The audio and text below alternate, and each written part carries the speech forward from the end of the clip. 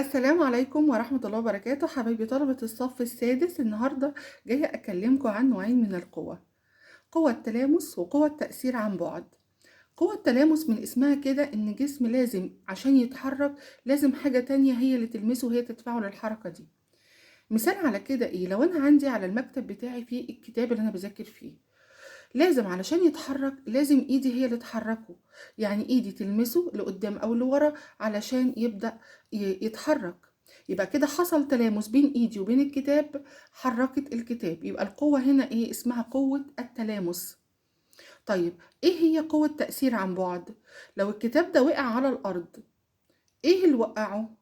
لو انا كنت ماسكاه وسبته من ايدي هيقع على الارض. ايه اللي وقعه؟ حاجه اسمها قوه الجاذبيه الارضيه. طب هل قوه الجاذبيه الارضيه دي لامسه الكتاب؟ لا طبعا مش لامساه. يبقى كده إيه اللي هيحصل؟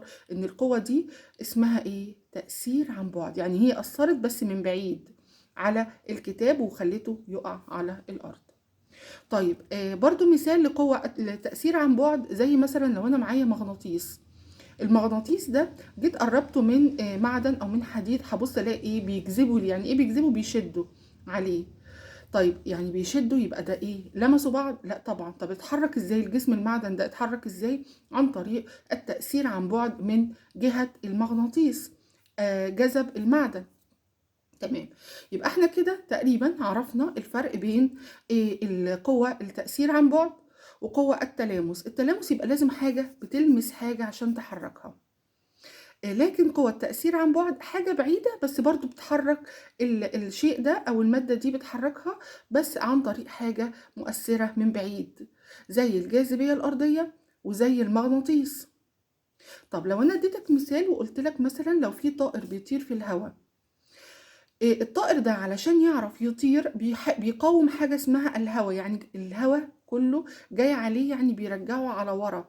فهو المفروض هو عايز يطلع لقدام. فايه اللي بيحصل؟ بيحصل تلامس بين الهواء وبين جسم الطائر. الهواء ده بيحاول الطائر ان هو يدفع الهواء، علشان يعني بيزق الهواء كده لقدام عشان يبدأ هو يتحرك. يبقى في تلامس. يبقى كده القوة بينهم ايه؟ قوة تلامس.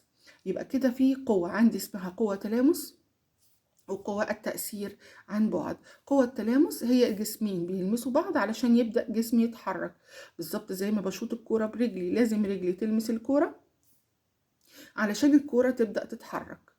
لكن التأثير عن بعد زي الجاذبية الأرضية وزي المجال المغناطيسي لما بيجذب إليه الأشياء.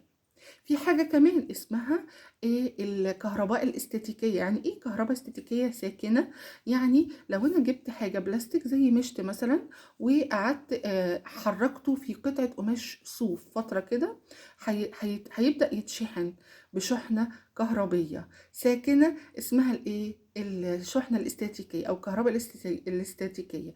طيب لو انا جيت قربته من قطعة من الورق، قصاصات من الورق صغيرة كده، هبص الاقي ايه؟ وقربته كده من بعيد، هبص الاقي الورق بينجذب الى المشط البلاستيك. ده قوة تلامس ولا قوة تأثير عن بعد؟ طالما الجسمين ما لمسوش بعض يبقى ده قوة تأثير عن بعد. يا رب تكون المعلومة وصلتكم، الفرق بين قوة تلامس وقوة تأثير عن بعد.